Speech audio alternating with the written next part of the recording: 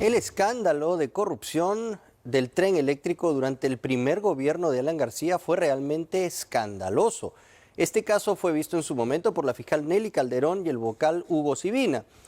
Y ellos incluían en el caso cosas como la declaración del representante del consorcio italiano que ganó la licitación, Sergio Siragusa, quien admitió ante un fiscal italiano que le entregó $200.000 a Alan García en Palacio de Gobierno y que entregó otros 840.000 a cuentas en Gran Caimán que estaban a nombre de Alfredo Zanatti, un cercano colaborador de Alan García. ¿Por qué este caso finalmente quedó en nada entonces? Porque Alan García pidió asilo en Colombia y finalmente estos delitos terminaron prescribiendo. ¿Les suena familiar? Esta noche, Cuarto Poder e IDL Reporteros presentan un reportaje que esperemos les refresque la memoria. Han pasado más de 23 años desde que este documento fue redactado. Sin embargo, es la primera vez que se hace público. Es el expediente perdido que la justicia peruana elaboró entre 1995 y 1996 sobre los presuntos actos de corrupción que habría cometido el expresidente Alan García durante su primer gobierno en la ejecución del proyecto del tren eléctrico, allá por el año 1989. Esta es una realidad. Este es un hecho. Hoy como ayer, el expresidente García viene siendo investigado por los sobornos que se pagaron por el proyecto de la línea 1 del Metro de Lima. Odebrecht ha demostrado que depositó más de $8 millones en cuentas en Andorra, que figuran a nombre de empresas detrás de las cuales se encuentran funcionarios del segundo gobierno aprista. García pidió asilo al Uruguay luego que la justicia peruana dictara en su contra impedimento de salida del país por 18 meses y tras conocerse que Odebrecht le pagó $100.000 provenientes de la Caja 2 por una conferencia en Sao Paulo. Para buena parte de la opinión pública, un gesto desesperado por evadir la acción de la justicia. En todo caso, no es la primera vez. Ya con anterioridad, logró sortearla con éxito. Tengo que reiterar que los $840.000 ya no eran de propiedad mía. ¿Esos $840.000 no eran de usted? No, eran del consorcio de Lima.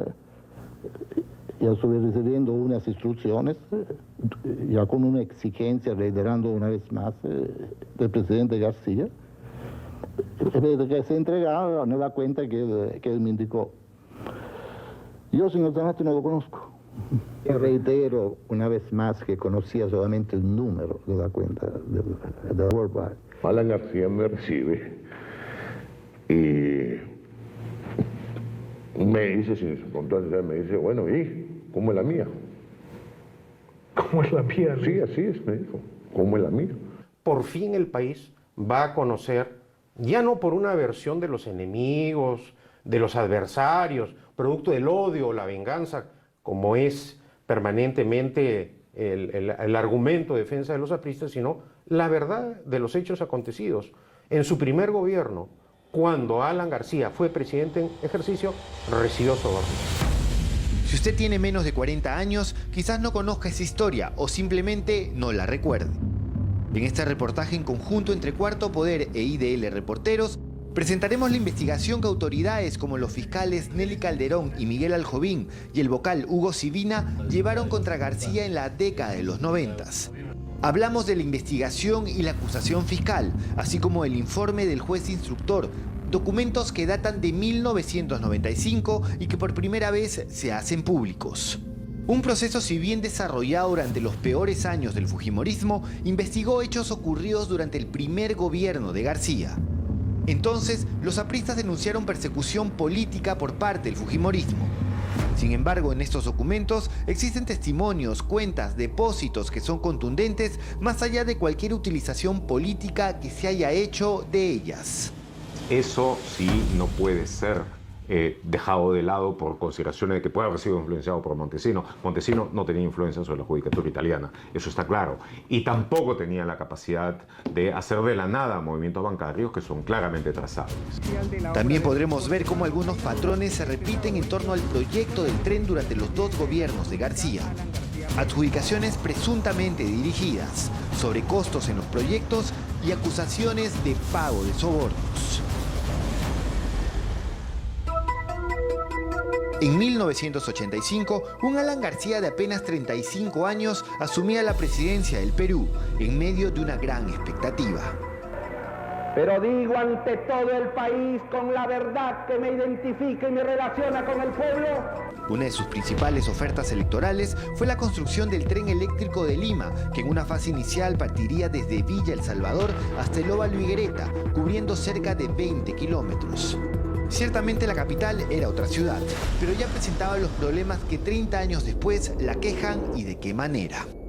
Estamos en vías casi ya de concretar la incorporación a este proyecto de 140 vagones con movilidad propia, con motores eléctricos, que serían reacondicionados y que significarían un ahorro de mucho más de 100 millones de dólares para este proyecto. García impulsó el proyecto desde que arrancó su primer mandato en julio del 85. En febrero del 86 creó la Autoridad Autónoma del Tren Eléctrico mediante decreto y en julio de ese año se convocó un concurso internacional para estudios definitivos y gerencia del proyecto que fue declarado desierto. Entonces se buscó financiamiento mediante la cooperación internacional. Se intentó con Canadá, Rusia y Brasil, pero al final, en mayo del 88, se suscribió un acuerdo con el gobierno italiano en el cual este país se comprometía a participar en el proyecto con una contribución de 122 millones de dólares, 22 de estos como una donación y los 100 restantes como crédito de ayuda. A cambio, la obra tenía que estar en manos de empresas italianas agrupadas en el consorcio Tralima. Se suscribió un contrato directo entre este consorcio y la autoridad autónoma. Según el informe fiscal, se hizo sin estudios técnicos. La obra sigue en marcha, con recursos del Estado y con el apoyo de la cooperación italiana. Esto es lo que decía García al término de su mandato en abril de 1990. Tras 2 años de ejecución del proyecto, en medio de la peor crisis económica que el Perú reciente recuerde y sorteando imputaciones de serias irregularidades en su ejecución, el entonces presidente inauguró un tren eléctrico que apenas podía recorrer poco menos de 2 kilómetros. A pesar de eso, el 7 de junio de 1990, a semanas de concluir el gobierno aprista, la autoridad autónoma firmó otro contrato contra Lima para la segunda parte del proyecto hasta el Óvalo Higuereta, según la justicia peruana, sin que estuviera acreditado el debido financiamiento. Tras el autogolpe el 5 de abril de 1992, García solicitó asilo a Colombia y salió del país. Y entonces las acusaciones de corrupción en su contra eran moneda corriente. El caso de los dólares MUC, las operaciones en el BCCI y la matanza de los penales recorrían las primeras planas. Sin embargo, la cosa adquirió otro matiz cuando el fiscal italiano Vittorio Paraglio interrogó a Sergio Siragusa, representante de Tralima en el Perú. El interrogatorio se dio en el contexto de la investigación Manos Limpias, que combatió la corrupción en la clase política italiana, un proceso precursor del lavallato brasileño. Yo tuve una solicitud, señor García, el 7 de septiembre en el carro.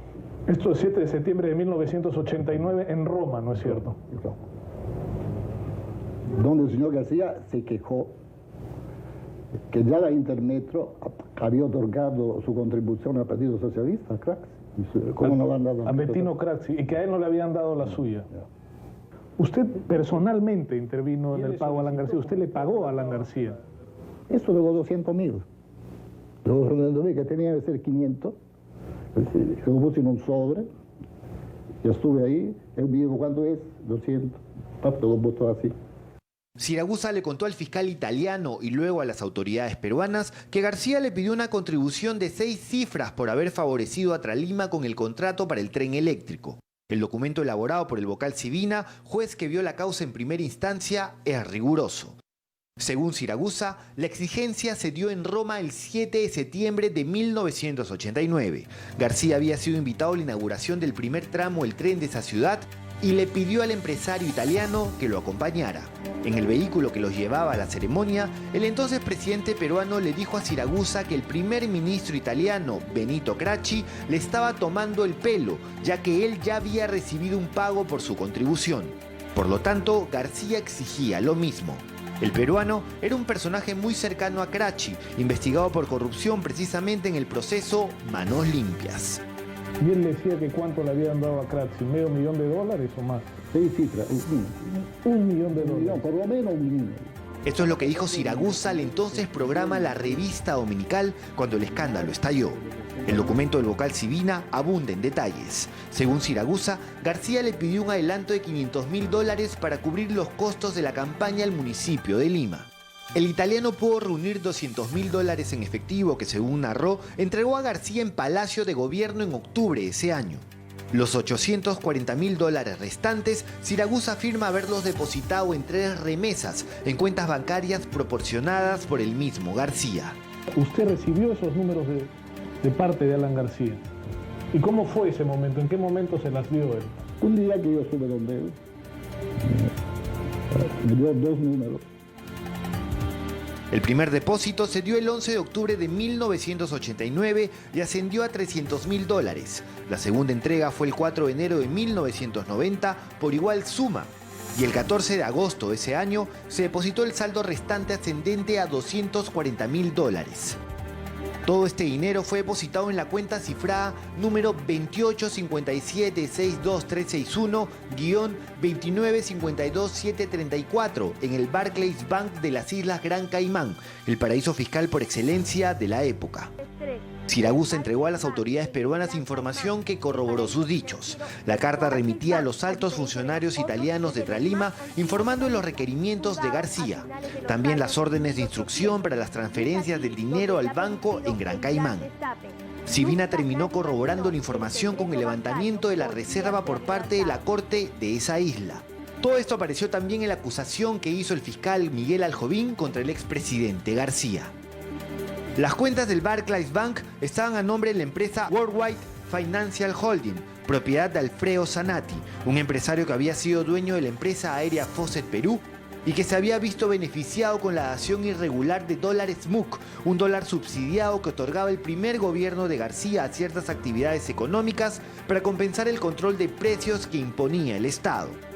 Zanatti, en una recordada entrevista en este canal, dijo que por el favor de los dólares MUC, García le pidió un porcentaje, nada menos que $1.200.000. Ese día me recibe. En Palacio de Gobierno. En Palacio de Gobierno me recibe. El mismo Alan García. El mismo Alan García me recibe. Y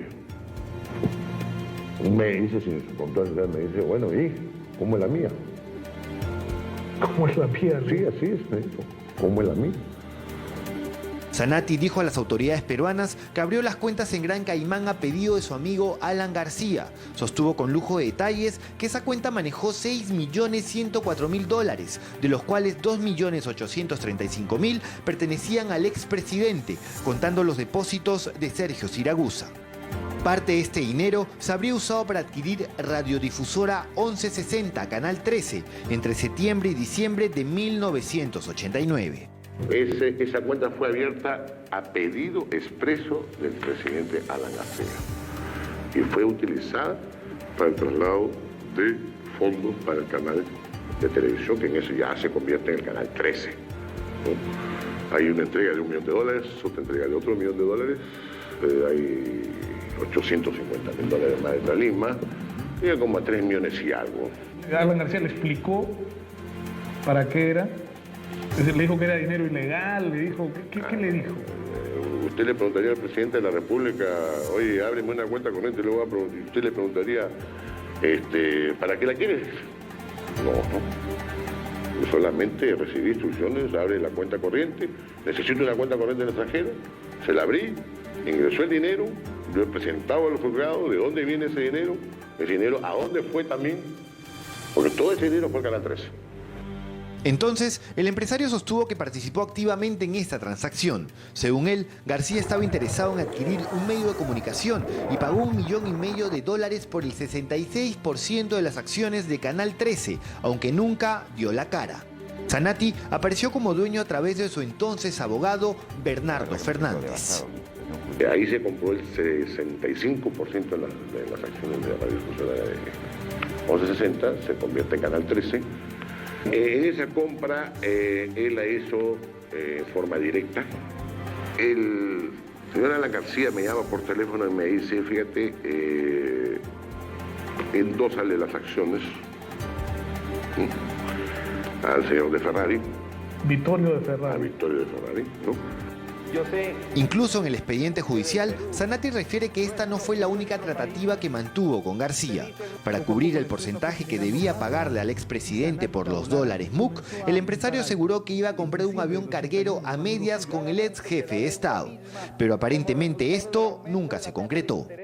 También en este informe de Sibina se verifica el famoso fax de puño y letra que García le mandó a Zanatti cuando estaba como asilado en Francia, el negocio para comprar un avión. Y García, de puño y letra, le pone a Zanatti, tengo con las justas 1 millón. Este fax lo recibió la secretaria de Zanatti en Miami, Lidia Fontanals. Esto también lo verificó Sibina, esto no es producto de la invención.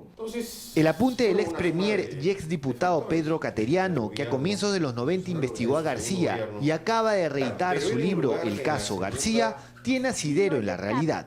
En 1993, la comisión parlamentaria que investigaba el tren eléctrico en el Congreso logró conversar en Miami con la secretaria de Zanatti, Lidia Fontanal, quien entregó faxes entre García y el empresario, documentación que luego fue anexada al expediente. A mediados de 1992 recibí una llamada de un señor doctor Pérez preguntando por el señor Alfredo Zanatti. ¿Qué le respondió al doctor Pérez? Que el señor Zanatti no se encontraba, que si quería dejar algún mensaje.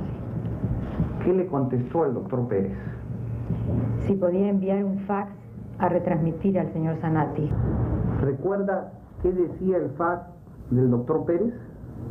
Recuerdo algo como que el doctor Pérez reclamaba al señor Zanatti $1 millón. ¿Se especificaba en el fax el motivo del reclamo de $1 millón? No se especificaba. Todos estos detalles fueron incluidos en el informe final del vocal Hugo Sibina, que recogía la investigación del Ministerio Público, y las recomendaciones de la comisión parlamentaria, que era integrada por Andrés Reyardo y Fernando Olivera, entre otros. Sibina opinó a favor de la responsabilidad penal de García como instigador en la comisión de los delitos de colusión ilegal y negociación incompatible, y como autor de los delitos de cohecho pasivo y de enriquecimiento ilícito. Sin embargo, debido a que se encontraba asilado en Colombia, García nunca pudo ser llevado a juicio oral para confirmar su responsabilidad o ser eximido de ella. Que no hay que olvidar que la Constitución además prohíbe condenar en ausencia. Entonces había que respetar ese precepto constitucional, no podía ser condenado. En ese entonces tampoco existía la figura del delito de activos, de lavado de activos. Entonces fueron varios hechos los que jugaron a favor de Alan García, naturalmente. Con García asilado y con el fujimorismo de Alberto agonizando tras la metástasis de corrupción que lo invadió, en diciembre del 2000, la abogada del líder aprista Judith de la Mata solicitó la prescripción de los delitos que se le imputaban por el caso del tren eléctrico. La Sala Penal Especial de entonces le dio la razón y declaró la prescripción, que fue ratificada medio año después. Es decir, García nunca fue absuelto y quizás por eso, antes de volver al Perú, ofrecía declaraciones como estas desde su asilo colombiano. Señor expresidente, usted es una persona, decimos en Colombia, sub judice, porque todavía tiene requerimientos judiciales. ¿Cómo va a hacer para subsanarlos y para que su nombre entre dentro de esa gesta democrática? Pues yo creo que los votos del pueblo están por encima de cualquier juez de una dictadura. Yo sobre eso no tengo mayor comprender y saber que cuando el pueblo plantea y da una orden política, no hay juez que pueda oponerse a esa circunstancia. García nunca fue absuelto por el Poder Judicial.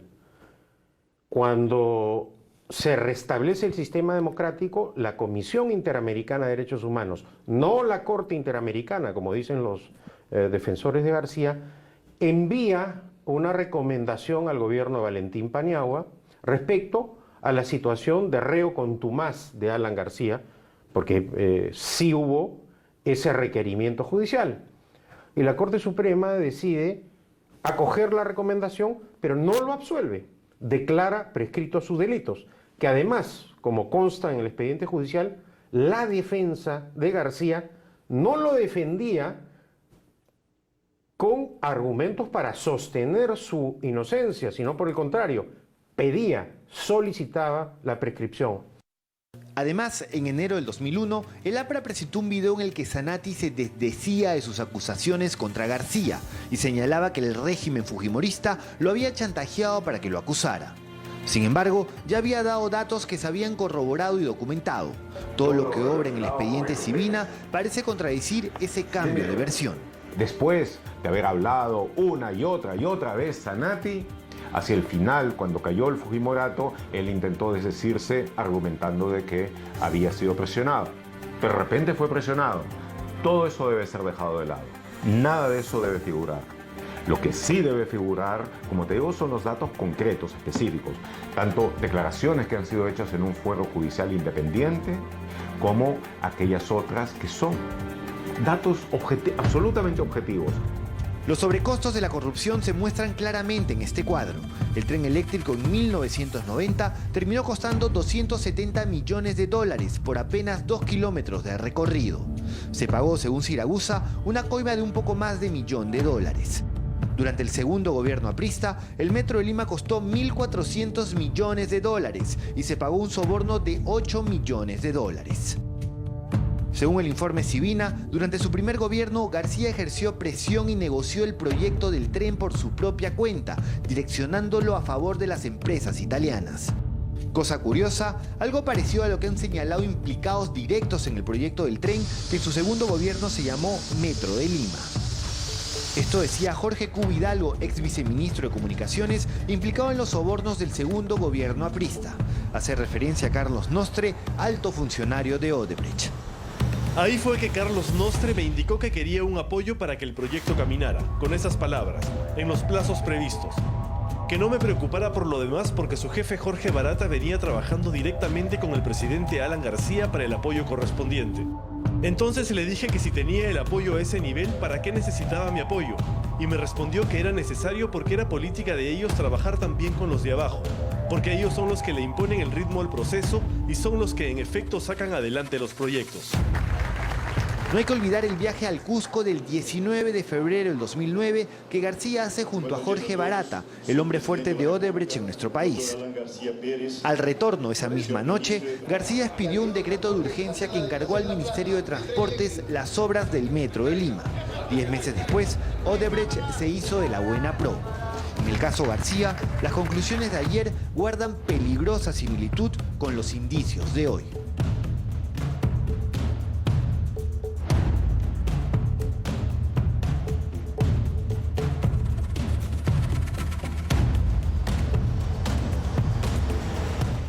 Esta semana el abogado del expresidente García publicó un tuit en el que decía que había solicitado al fiscal que investigara todas las conferencias, estando seguros de que no había nada ilícito en ellas. Dice así: hoy en Fiscalía, a cargo de Domingo Pérez, hemos solicitado como acto de investigación se requiera un informe de todas las conferencias internacionales realizadas por Alan García Perú, seguros de que nada ilícito existe en ellas. Ya la semana pasada, Daniel Llovera hizo un recuento de algunas de las conferencias que había dado el expresidente. Esta semana tiene más información. Veamos. Es que tenemos que hacer los estudios. No quiero estudios. Haga el agua potable. No puede, cambio de ministro. Punto.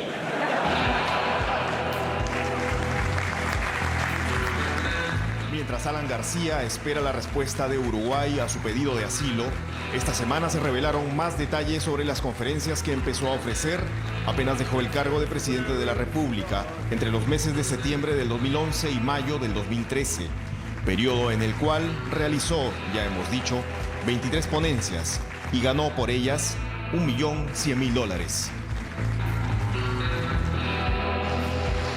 Cuarto Poder también aportará en este reportaje nuevos elementos sobre el despliegue, el periodo del verbo, la capacidad oratoria y, por supuesto, los conocimientos del ex jefe de Estado ante audiencias empresariales.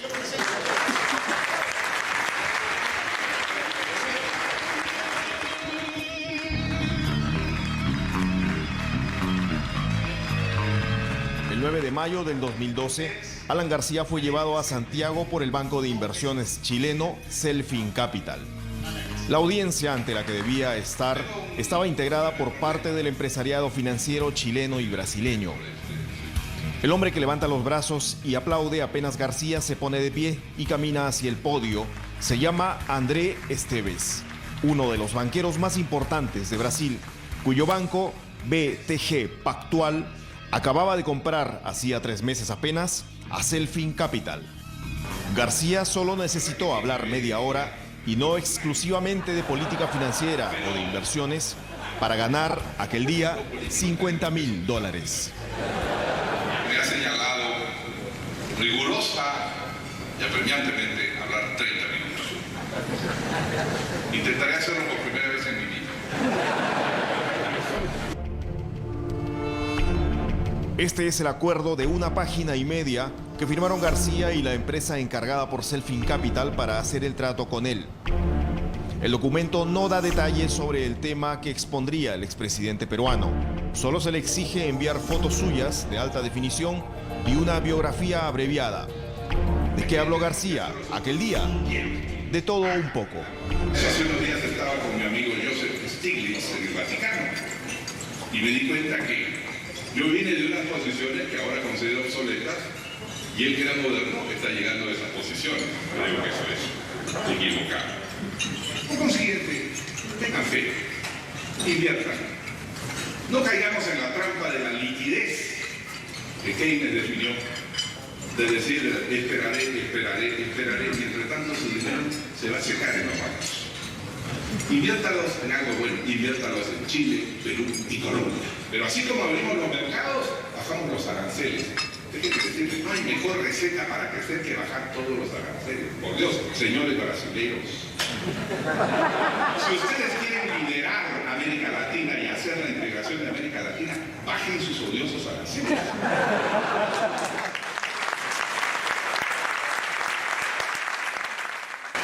A los banqueros chilenos y brasileños también les contó algunos de los logros más significativos de su segundo gobierno. Hemos electrificado más de 15.000 pueblos. Y entonces el que hace la pulpa la puede enfriar para guardarla. Y puede recibir su vacuna el niño porque hay cadena de frío. Y la madre que tejía a mano puede recibir una pequeña máquina que cada día cuesta menos porque no se pagan aranceles. Y el que trabajaba la madera, que era el esposo, si seguía en el hogar, podía trabajar con una sierra eléctrica gracias a la electrificación. El selecto público escuchaba atento al expresidente peruano y además era evidente que la pasaba bien con la disertación. ¿Qué estamos esperando nosotros? Poniéndole aranceles. Y lo que es peor que aranceles, amigo mío, poniéndole control fitosanitario al cemento peruano que quiere entrar a Brasil.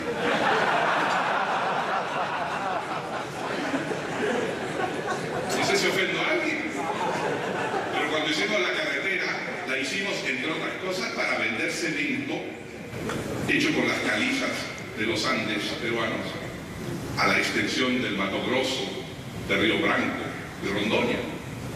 Y cuando fueron los primeros cargamentos de cemento, se quedaron 4 meses en la frontera por control fitosanitario.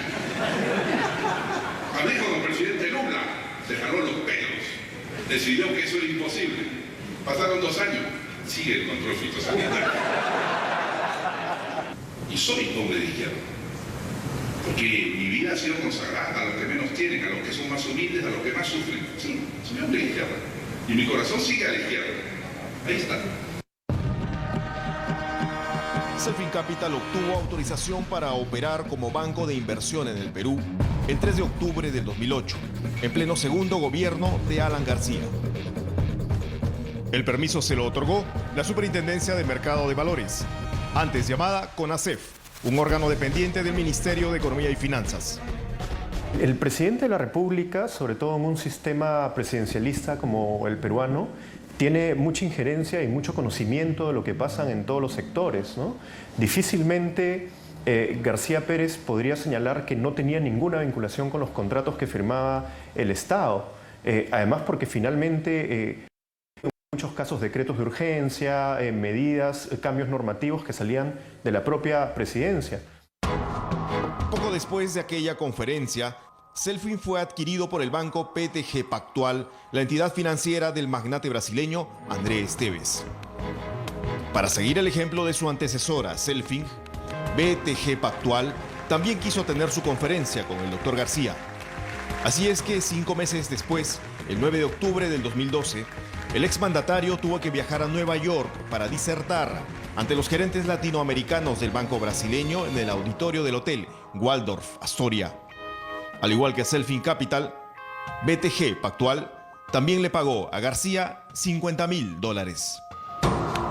BTG Pactual es una de las empresas que contrató como conferencista al expresidente brasileño Luis Ignacio Lula da Silva, hoy preso por recibir presuntas coimas bajo esa modalidad. Medios brasileños y peruanos como el diario El Comercio, Hildebrand en sus 13 y La República informaron entonces que el banquero André Esteves estuvo preso por el caso Petrobras. Recientemente fue declarado inocente de todo cargo. En la actualidad, BTG Pactual invierte o canaliza inversiones en algunas de las grandes tiendas y supermercados del Perú, junto con otro fondo de inversiones llamado Southern Cross Group. En la primera semana de noviembre de 2012, un mes después de la conferencia de BTG Pactual, Southern Cross Management, de la firma Southern Cross Group, contrató los servicios de Alan García para que dé un discurso en su encuentro anual de socios inversionistas, desarrollado en Bogotá por $50.000. Recuerdo que en el mismo mes, el 28 de noviembre, García llevó su oratoria a Medellín, contratado por la Cámara Colombiana de la Confección y Afines, que le pagó $40.000. El 4 de octubre, había estado en la Universidad Autónoma de Bucaramanga, también Colombia, disertando sobre economía global a cambio de $50.000. Si uno revisa las conferencias, la gran mayoría de empresas han tenido contratos importantes con el Estado o eran empresas que ya contrataban e incrementan mucho sus montos durante el periodo de García Pérez. Y hay otro grupo de empresas o grupos económicos en donde no se determina tan fácilmente quién es el que contrata. Pero yo creo que de una investigación más profunda puede aparecer nuevos hechos a la luz. Hay también un detalle. Los 5 contratos que tengo aquí son muy similares en el fraseo y en el formato. Son los que suscribió el expresidente García con BTG Pactual, Southern Cross, Cámara Colombiana de la Confección, Universidad Autónoma de Bucaramanga y Moneda International, la empresa domiciliada en el paraíso fiscal de Islas Vírgenes Británicas. Tal vez se trate solo de una coincidencia. Las oportunidades. También fue contratado por gremios empresariales como la Cámara Colombiana de la Infraestructura, que le pagó $50.000 y de la que formaba parte la constructora brasileña Odebrecht. Una investigación más profunda aclararía si en ese caso ocurrió lo mismo que con el gremio de industriales de Sao Paulo, en donde, como ahora se sabe, el que pagó los servicios del doctor García fue Odebrecht. El expresidente no solo fue conferencista internacional, también fungió de asesor internacional de una transnacional española de energía con importantes proyectos y concesiones en el Perú. Esa compañía es Abengoa. Durante el segundo gobierno de García, la gigante Abengoa se adjudicó grandes proyectos de transmisión de energía eléctrica y de mejora de sistemas de agua potable y alcantarillado por poco más de $600 millones. En junio del 2011, García dejó la presidencia y desde fines de ese año y hasta mediados del 2013 fue investigado por la megacomisión que dirigió el entonces congresista Sergio Tejada. En septiembre del 2013, medios españoles y nacionales, así como el propio congresista Tejada, informaron que la gigante Abengoa, la misma de los grandes proyectos de agua y electricidad en el Perú, había incorporado a Alan García a su Consejo Asesor Internacional, una suerte de consejo de notables que asesora a la alta dirección de la compañía. Cuando se lo preguntamos en una sesión de la megacomisión, él nos dijo que era por sus conocimientos en temas ambientales. Temas vinculados a cambio climático, ¿no? Y a nosotros nos sorprendió. Y le preguntamos, pero ¿y usted es experto en estos temas? Bueno, ellos consideran que yo puedo aportar, ¿no? Entonces, Él decía que era Abengoa quien lo había considerado un experto en este tema, pero claramente no lo era, ¿no? Según el organigrama que obra en la memoria anual de Abengoa del año 2014, el Consejo Asesor Internacional interactúa directamente con el Consejo de Administración, que es la máxima instancia de gobierno de la empresa española. En la misma memoria figura el nombre de Alan García, al lado de 10 notables más de distintas partes del mundo. La propia página especializada Bloomberg consigna que García tuvo ese importante cargo empresarial.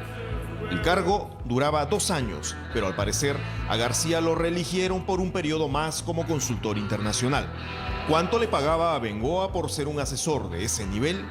La empresa no respondió esta pregunta formulada por Cuarto Poder.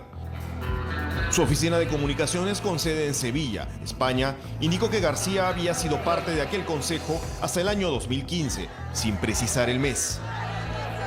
No obstante, un informe del periódico español El Confidencial, titulado «Abengoa suprime su consejo de notables por ineficaz y tras ocultar sus sueldos», dio cuenta en agosto del 2016 que la empresa había borrado de su web la composición del Consejo Asesor Internacional y que la última alineación titular, que la lideraban Javier Benjumea, hermano de Felipe Benjumea, también estaba integrada, entre otros, por Alan García, expresidente del Perú. El medio español señala que Abengoa se negó a informar cuánto le pagaba a sus asesores internacionales. Era, reiteramos, agosto del 2016. Si la relación contractual que tuvieron el expresidente y las empresas señaladas genera hoy algunas preguntas, es tal vez porque tuvieron intereses y negocios en el último gobierno aprista. Ayer, el diario El Comercio informó que la Fiscalía había abierto investigación contra García por presunta colusión agravada y negociación incompatible, por haber supuestamente favorecido al consorcio APM Terminals para que pueda obtener la concesión del terminal norte multipropósito del puerto del Callao. García, de acuerdo a la denuncia, emitió decretos de urgencia para declarar de interés público y necesidad nacional un grupo de proyectos, entre ellos el terminal norte del puerto.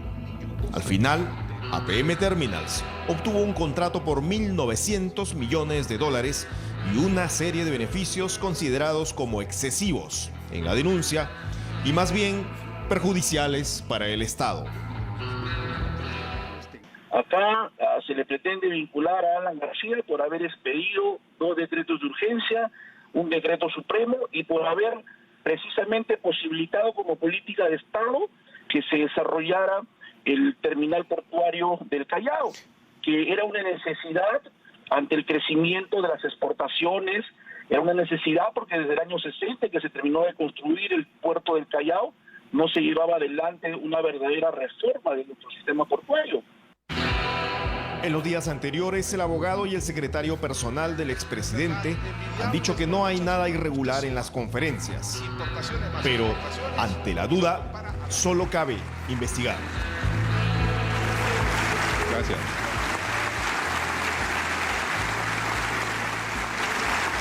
Gracias. Y hablando de otras investigaciones que también pueden incluir las del expresidente García, el equipo especial de la Fiscalía ha llegado ya a un acuerdo de colaboración con Odebrecht. Los términos han sido acordados entre las partes, que incluyen a la Procuraduría en el Perú. Esta semana se estaría firmando y entregando al juez para su homologación. Hay algunos temas que han generado confusión. Se ha dicho, por ejemplo, que Odebrecht solo ha reconocido responsabilidad en 4 proyectos. En realidad son más de 4. Hasta ahora 7 grandes y varios colaterales. Pero podrían ser más. El acuerdo, finalmente, es un convenio marco de cláusulas abiertas. Semana Económica lo ha explicado con precisión. El acuerdo permite la permanente entrega de información de parte de Odebrecht, colaboración irrestricta de los ejecutivos y la entrega de todos los documentos de los servidores MyWebDay y Drosys. Algo que ha facilitado que se firme el convenio fue autorizar a Odebrecht la venta de la hidroeléctrica Chaya a un consorcio chino por $638 millones. De este monto, la mitad, 316, se depositará en un fideicomiso destinado a pagar la reparación civil. A pesar de que todo esto fue anunciado públicamente por el ministro de Justicia, la congresista de Fuerza Popular Rosa Bartra hizo estas preocupantes declaraciones. ¿Cómo es que se ha autorizado la venta de Chagui ayer? Sin reparación civil, 1.200 millones de dólares que se van a los bolsillos de la empresa corrupta. Lo que dice la congresista Bartra simplemente no es cierto. Odebrecht no se está llevando 1.200 millones por la venta de Chagui, que además tiene una serie de deudas y problemas financieros que tendrán que ser asumidos por el comprador. Repetimos los hechos, Chagui se venderá 638 millones, la mitad de este monto se destinará al pago de la reparación civil. ¿Existe acaso algún interés de Fuerza Popular para que el acuerdo con Odebrecht no se concrete? La operación tampoco significa que este monto será el pago total que hará Odebrecht al Estado. El resarcimiento se calcula con fórmulas complejas y las valorizaciones incluyen conceptos que no son exactos, como por ejemplo el daño moral. Además, existe una expectativa por la información y esta es muy grande. La información tiene un gran valor. Un reciente estudio de la Defensoría del Pueblo arroja una cifra alarmante. En el Perú se pierde alrededor de 12.600 millones de dólares al año por corrupción. 10% del presupuesto total. 10 millones al día. Parar esto es lo que está en juego. Es por eso que la información vale tanto. La información que Odebrecht puede entregar al Perú. Esta semana hemos escuchado versiones de representantes de la misma Fiscalía haciendo graves insinuaciones sobre el trabajo del equipo especial Lava-Jato desde la Oficina de Cooperación Internacional. Se ha insinuado que los fiscales del equipo especial son selectivos con la información y que solo presionan a algunos investigados. Esto ha motivado una contundente manifestación de respaldo de la Fuerza de Tarea Lava-Jato en Brasil. Lo que dice este comunicado es que reiteran la confianza en el equipo especial peruano. Además, advierten que motivaciones políticas no deben interferir en, y cito, la difícil misión de combatir la corrupción, sobre todo cuando están implicadas figuras políticas y autoridades públicas. Es más, en esta entrevista concedida al portal Convoca, el propio Orlando Martello, uno de los procuradores estrellas del caso Lava-Jato en Brasil, declaró lo siguiente: mi percepción es que hay un movimiento político para que la investigación no avance en el Perú y que está habiendo una presión para dificultar la investigación. El equipo especial Lava-Jato no solo es José Domingo Pérez, son 4 fiscales y sus equipos que están trabajando casos sumamente complejos, que además han heredado del equipo anterior. Aquí los vamos a ver en una foto a todos juntos en Brasil. Allí está presente el procurador anticorrupción Jorge Ramírez y el propio Orlando Martello. Es curioso que los cuestionamientos de la Oficina de Cooperación Internacional surjan justo cuando está por firmarse el convenio de colaboración con Odebrecht. Si el acuerdo no se concreta, todas las pruebas desaparecen. Es muy importante entender esto. No solo significa que ya no vendría más información, significaría que todo lo que ha proporcionado Odebrecht a través de sus funcionarios y que obra en los expedientes no puede ser tomado en cuenta, se perdería. ¿A quién puede beneficiar una situación como esta?